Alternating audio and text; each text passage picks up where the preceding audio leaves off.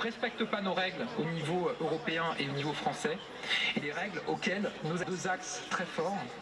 D'abord, le grand chantier de la simplification que j'ai lancé dès vendredi dernier. Contrairement à ce qu'on a eu de la part du Premier ministre jusque-là, finalement c'est lui qui est apparu un peu plus clair que ses ministres, et les ministres étant intervenus derrière, sont venus complexifier un petit peu le discours.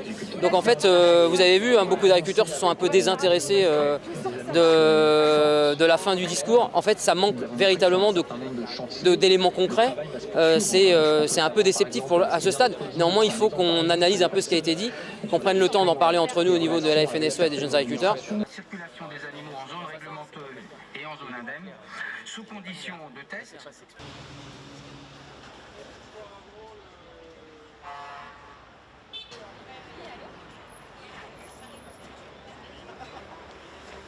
Des molécules, des produits, alors même que cette interdiction est en ce moment examinée, travaillée par le régulateur. C'est difficile quand il y a un Premier ministre qui annonce, ou un ministre de l'économie qui annonce qu'il va se passer quelque chose au niveau européen, sachant que vous savez comment fonctionne l'Europe, il faut que les pays se mettent d'accord. Donc quand on dit qu'on va créer un organe de contrôle des centrales d'achat européens, il va falloir en fait qu'il y ait un accord européen là-dessus. Donc en fait c'est un effet d'annonce pour l'instant.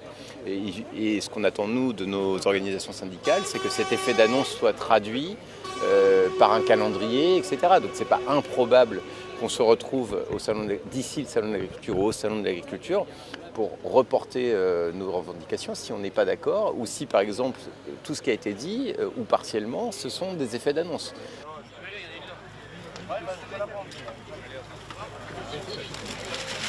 Il faudra que nous abordions la question des céréales dans le cadre de la négociation qui s'ouvre.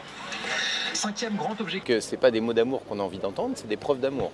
Donc voilà, on est très attaché en fait à la traduction technique et technocratique, parce qu'on est dans la technocratie, de ce qui a été annoncé.